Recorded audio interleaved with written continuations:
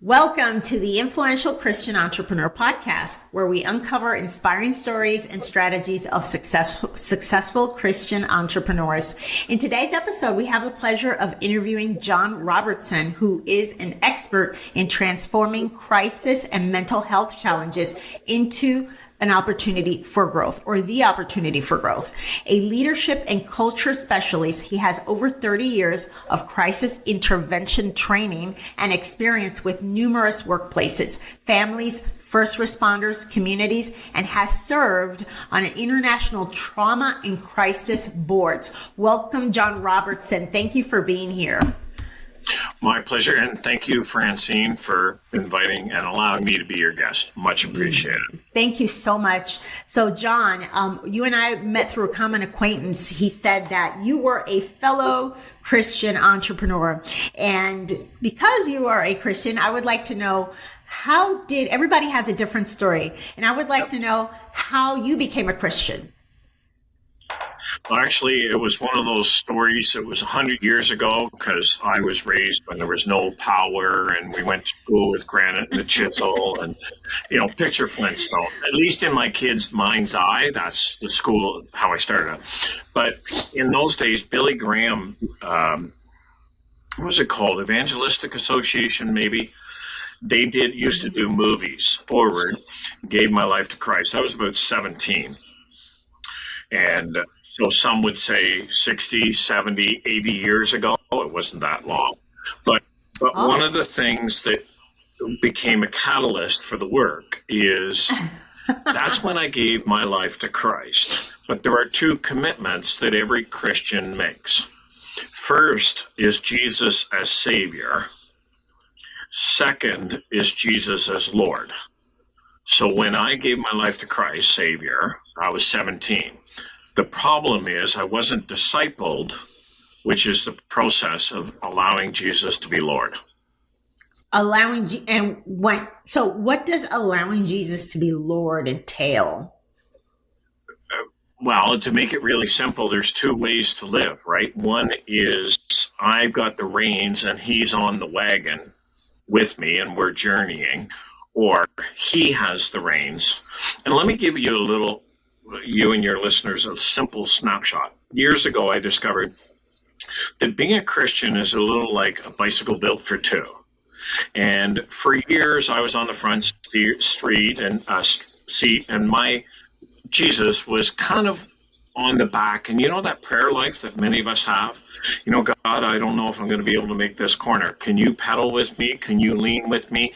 Can you help me get through this? And if you get me through this, I promise, blah, blah, blah. Somewhere along the line, I discovered that if he went on the front seat, all I had to do was pedal. And we also, on our bicycle built for two, we had saddlebags, they're called in motorcycles, but backpacks for the bike. And it was the most fascinating thing because we would stop somewhere and it would be random. And I'd be blessed with something, or somebody would give me a word of encouragement or something.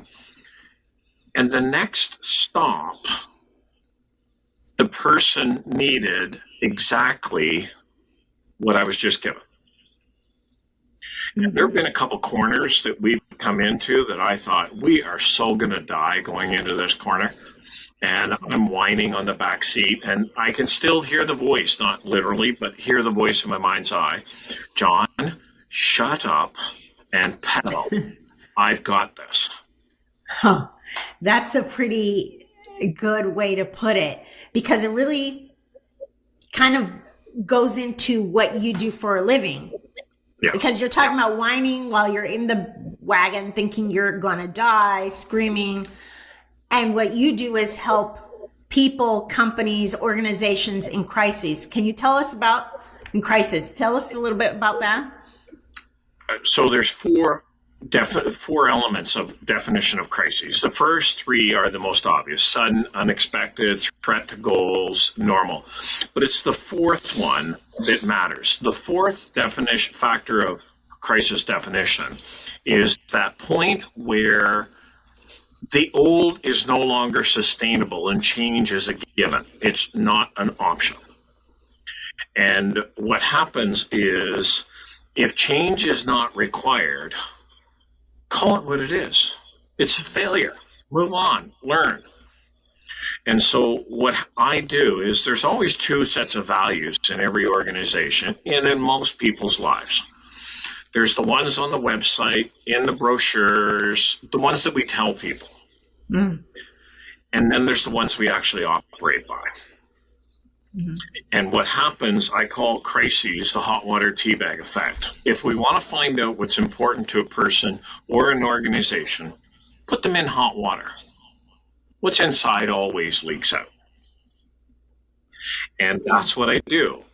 Pre-work, so that when it hits the fan, what leaks out are the values that people may not like, but they are the values that people can trust and respect and follow, even when they don't like us. So how does that when we say a crisis, what kind of crisis would you describe? Would you say that a company or a family is going through that you are able to help them with?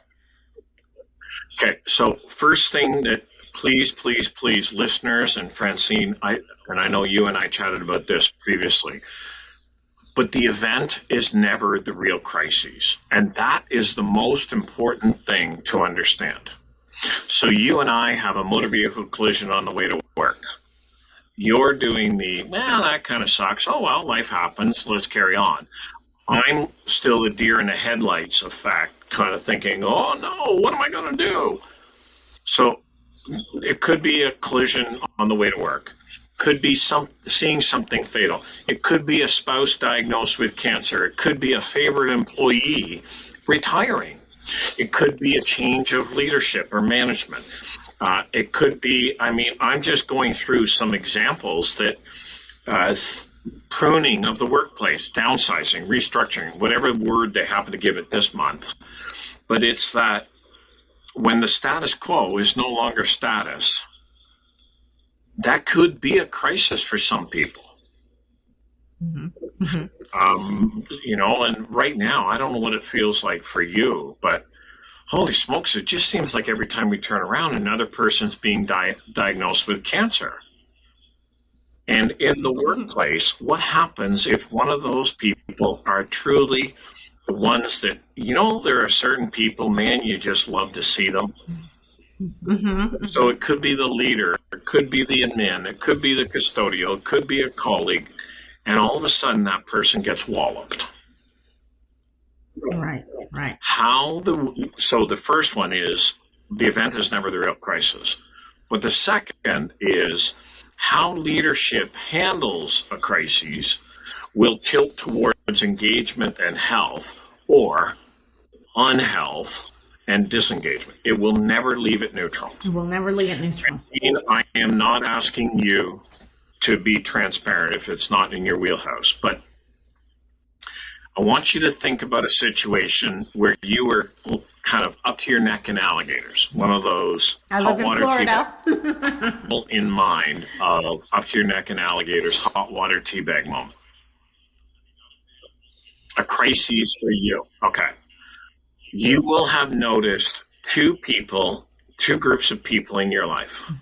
The people you always thought would always be there, and the people you didn't even know cared. And what we learned through those hot water teabag moments is people that we thought would always be there evaporate. And some of the ones that we didn't even know care. Boom, what can I do? Here I am. Show up, right? And Show so up. You are essentially, you're hired by the leader of an organization, right? I'm assuming I'm not talking about the family, to help them, because just because they are in a leadership position doesn't mean that they will know how to guide their company through a crisis. So they sign you up for that, right? And part of it is the chicken and the egg. Who cares for the leadership? Yeah. It's great to whack on the leader's head to say, bad girl, bad boy, bad girl. But who helps the leader keep their head in the game Well, he or she is trying to support their people. Mm-hmm. They also need support. Big time. And I don't know what it's like for you, but I don't need more experts in the stands telling me run faster, swim harder, paddle hard. No, I need somebody on the field beside me to say, we've got this. Yeah, to do it with them and guide them to, because it's a lot of pressure, and I can only imagine, Well, and it's even coding, right? Mm-hmm. We tie up all the sins of everybody and pin it on somebody. Mm-hmm. Then, that's not one person's problem. That's our issue. And so what inspired you? Oops, I'm so bad with this audio stuff. My editors hate me. The other way around, so it's right. Yeah. I was about to. And I think they can't see this. They don't have a mirror image on this platform yet. But Run Toward the Roar is your first book. What inspired you to sit down and write it? Did you write it over COVID? Because I read some words about pandemic. Was it during 2020? It got released in 2021 or 22, but I wrote it about 8 years before, and I kept running into people, editors, who would say, well, you can't say that. Well, you can't say that. And, well, that's what I want to say. So it took me a while, and because I'm not an English major, it was like squeezing a water balloon. It was one of the most frustrating things I've ever experienced. And the whole premise behind it is stop telling people about mental health and mental well-being. Give them a solution to help them thrive through storms or their roars. Mm-hmm. But don't make it clinical. Make it practical. Make it relevant. Mm-hmm. And so I'm surprised. So editors were telling you can't say that, you can't say that. What's the point of writing a book if you can't say what you want to say? Because we were talking about a topic that mental health has become its own animal because of the way things are worded. Mm. Most people, I shouldn't say most, many people define mental health as not being ill or sick. Well, just because I'm not ill or sick doesn't mean I'm healthy.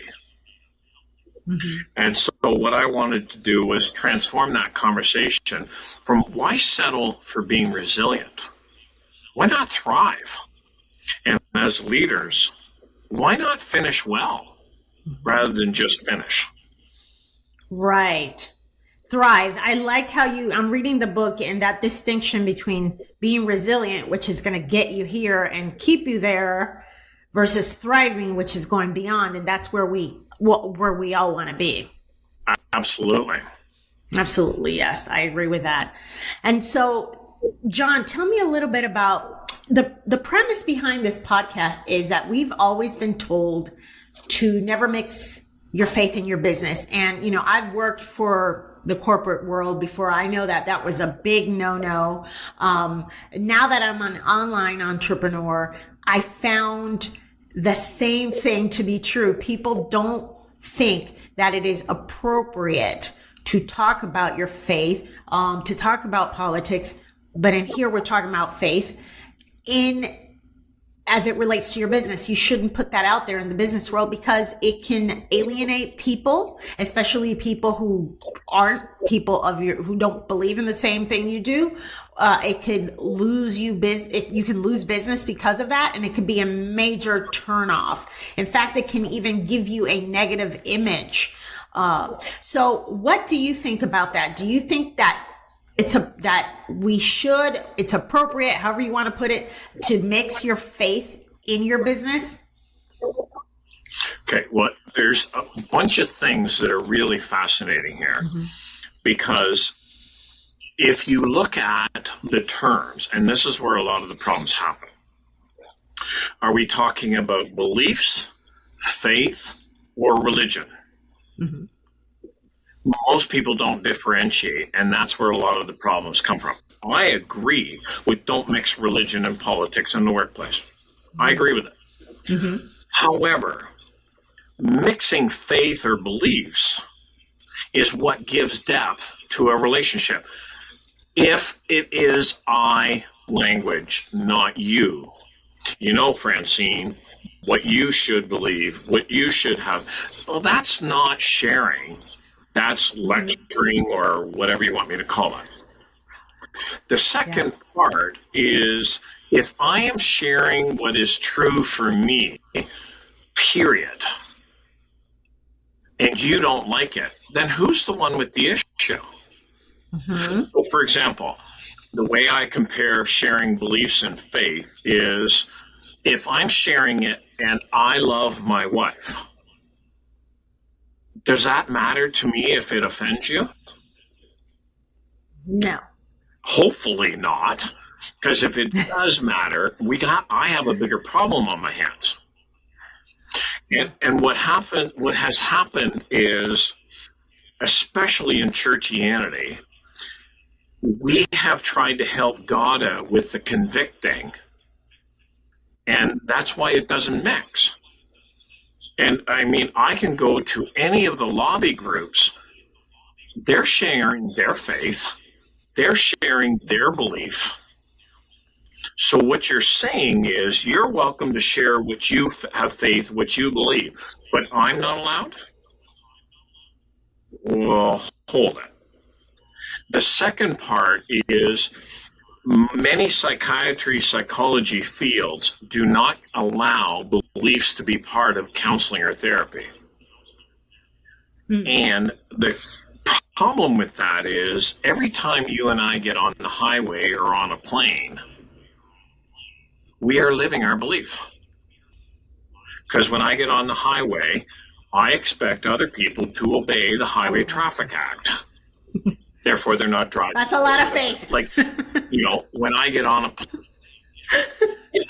or faith, yeah, touche. And when I get on a plane, I believe, I have faith that I'm going to land where the ticket was paid for. Mm-hmm. So beliefs and faith are part of everyday conversations and everyday living. It is how we have those conversations.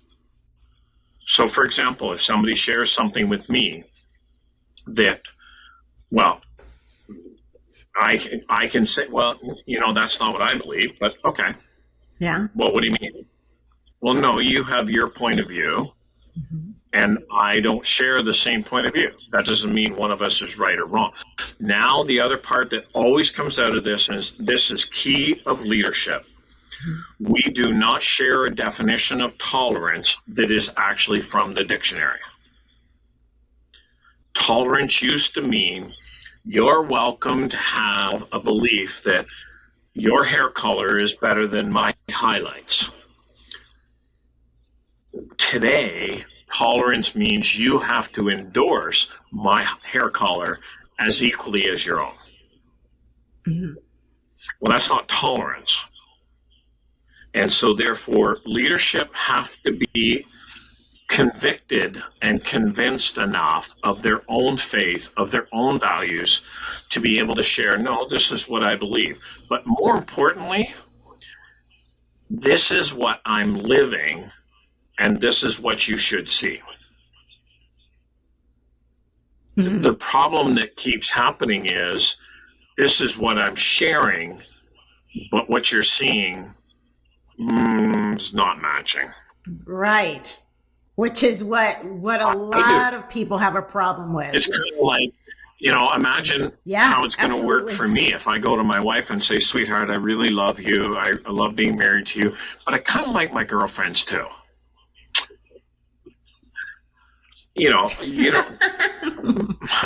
My kids wouldn't tolerate that from me, never mind my wife.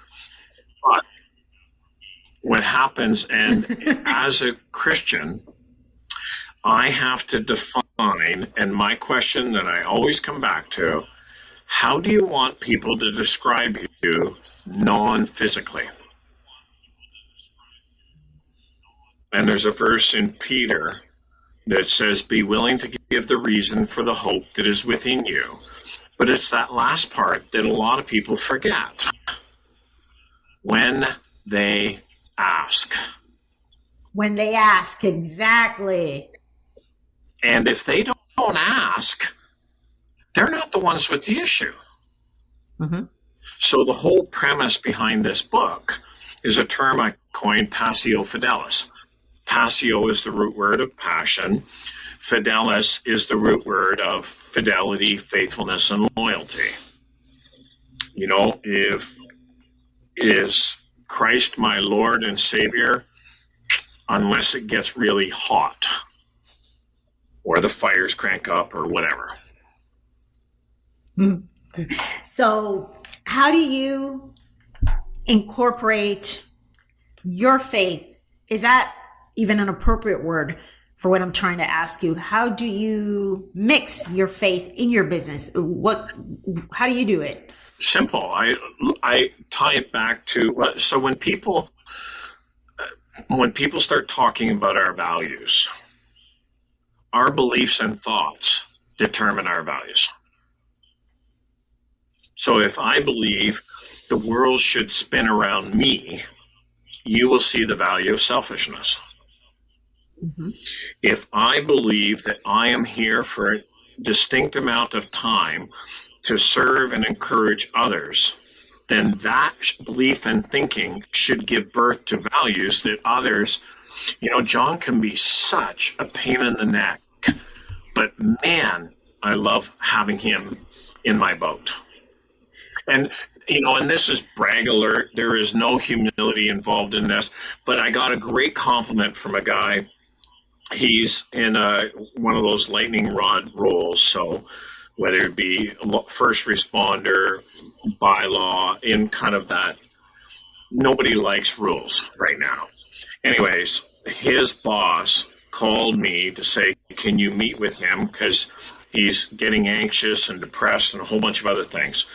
Anyways, after a series of conversations about values, and I would say, so what are those values based on?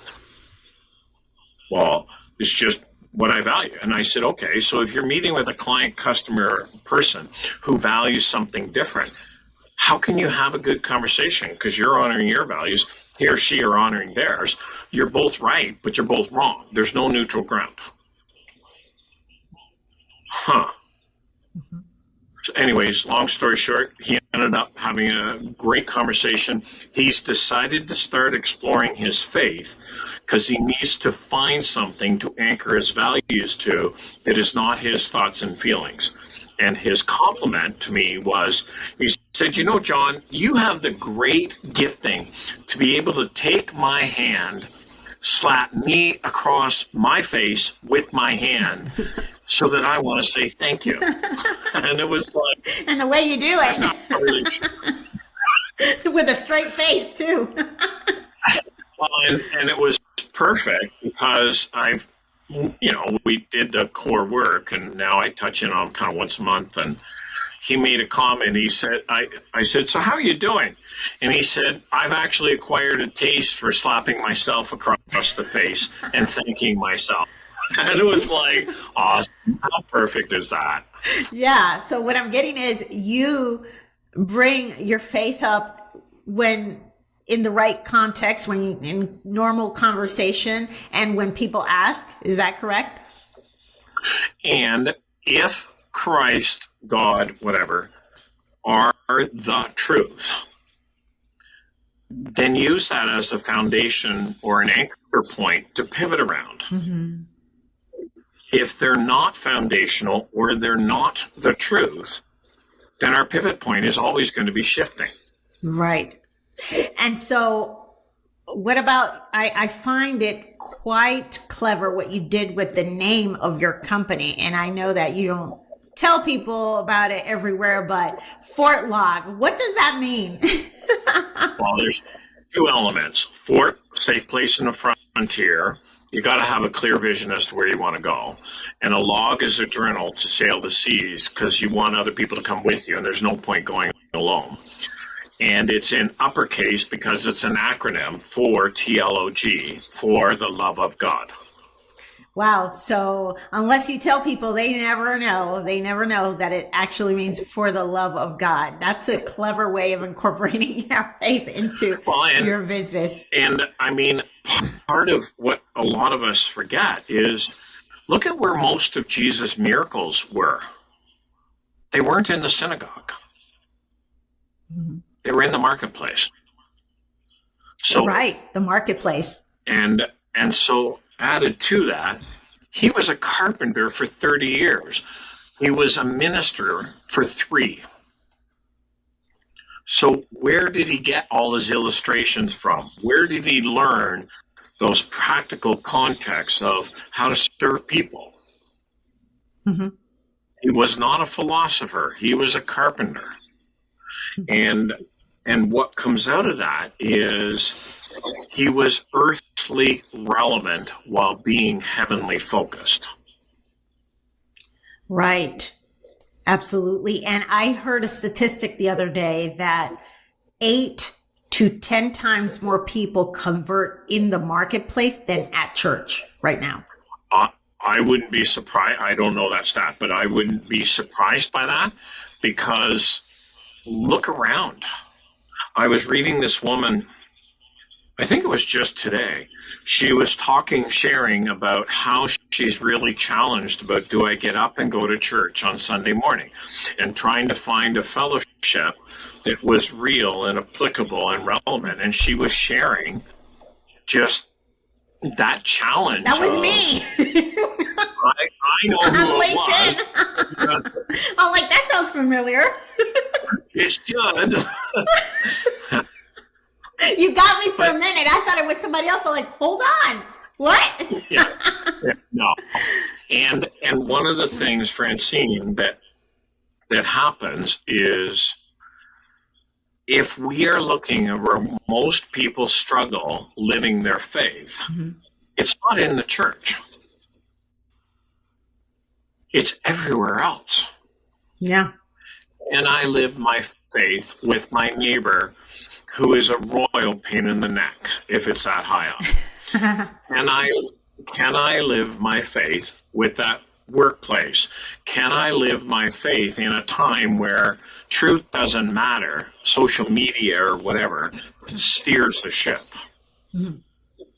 Well, if I don't choose to be proactive, then I'm always going to spend my time reacting.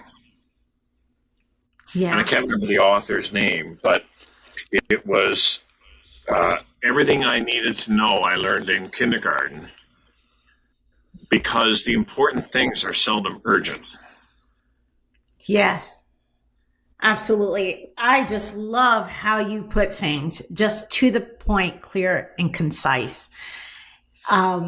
You brought so many points in. Yes, I wrote that post on Sunday morning because I became a Christian 3 years ago. Part of the reason I hadn't been to church is because the lockdowns and the whole thing going on. But as I started just visiting different churches, I've just not have been able to find a place that feels right. Like either it feels like a Broadway production. They use the whole time for this Broadway type production, and the message itself is very short. And I feel like wasn't able to sink my teeth into it, or there's just so many different reasons. And so I felt like, gosh, I wish it was easier to find a church that isn't afraid of talking about the issues that hurt people's feelings, the issues that people want to avoid. And I haven't been able to, but I think I'm getting close to it. I ended that post with saying, I think I'm getting close to it. So we'll see. Well, and what you put your finger on is, yes, you know what? There's not going to be a perfect church because, as numerous people have said, would a perfect church want me as a member? Mm-hmm. But the second part of that is if I waste God's gifts in a place where they're not allowed to be used. For sure. That's dishonoring to God. Don't throw your pearls before swine. And sorry, every time I hear something like that, I remember years ago saying to my mom, I held the door open for mom, and I said, age before beauty. And as she was stepping through the door, she looked at me and she said, and pearls before swine, and kept walking. Well played, That's mom. awesome. So who would be the ideal type of person that could benefit from the services that you provide? Ideal type of person, ideal type of company? So it's the kind of person that's tired of reacting, tired of programs, tired of, always playing that old circus or fair game called whack-a-mole. An issue arises, we treat it, but the symptoms are getting addressed, but the root problem is still there. And those people that want to peel away the veneer to say, okay, what's at the foundation of this? What can I do to lead into different? And whatever that different means, and not look at selling a program, but which is just transfer of information. But the process of transformation is growth, not hatch. It's gardening, it's cultivating, it's sowing, it's all those things. And it takes longer on the front end, but the dividends are on the back end. So rather than looking as an ROI, look at it as an investment, a valuable investment.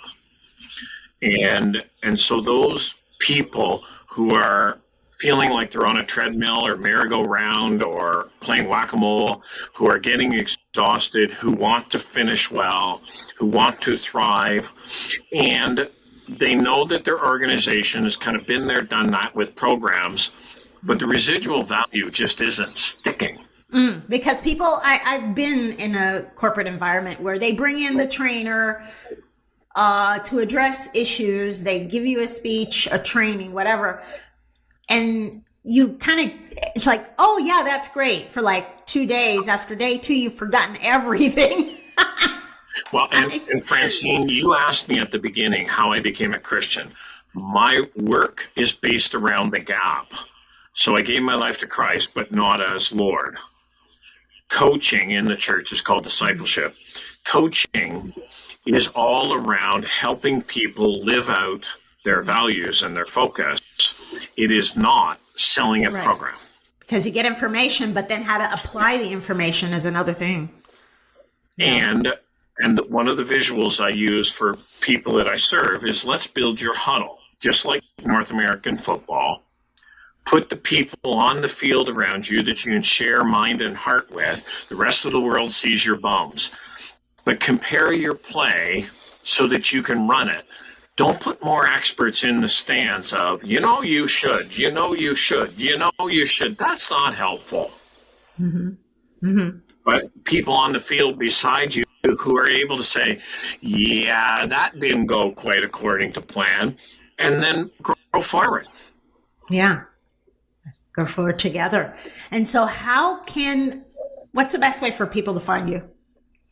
Easiest way is the website, fortlog.co, and it is .co on purpose because co is colleague, collaborator, coach. I work with people, not a .com, not a .org, not a whatever. And fortlog.co, so the easiest way is hello at fortlog or john at fortlog.co.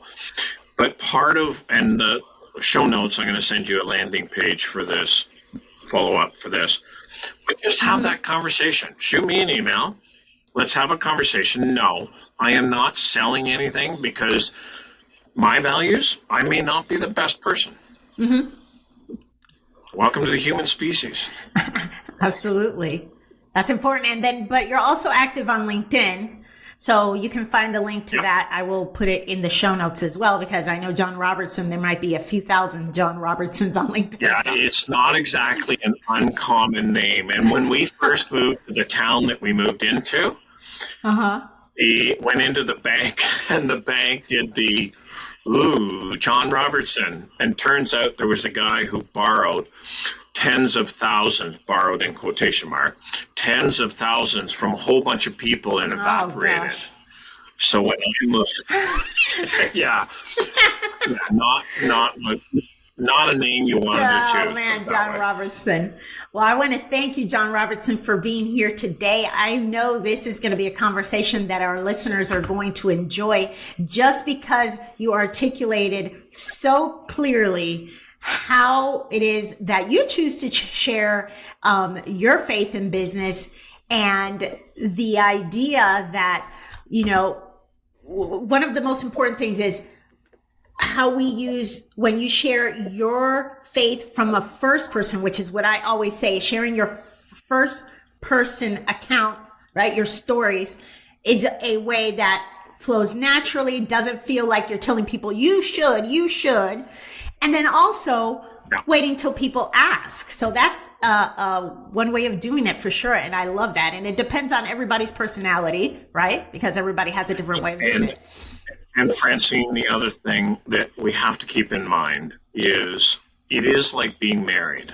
Mm-hmm. When I share who I love, I'm not looking for a response because I don't care. Mm-hmm. The fact that everybody loves my wife, reviews are mixed on me, but everybody loves my wife is part of the whole piece. Is I'm not sharing it for anybody else's response. I'm sharing it because it's important to me. Yes, absolutely. It's important to you, and you're just wanting to be transparent. And that's part of the whole deal today. When we are, as entrepreneurs, we have an advantage, and is that we are people. So we can share things that a company can't because they're not people, even though they say they are, right? Yeah, exactly. Yeah, absolutely. So that is excellent. And so I will put his information in the show notes, people. I want to thank everyone for being here today. We'll be back next Tuesday. And if you're a Christian CEO or executive seeking to authentically integrate your faith and professional brand on LinkedIn to inspire others, further God's kingdom, and leave a legacy, let's connect. You can contact me at hello@francineSinclair.com, or you can just go to my website it's www.francineSinclair.com. I kind of feel like an old schooler when I say www.francineSinclair.com.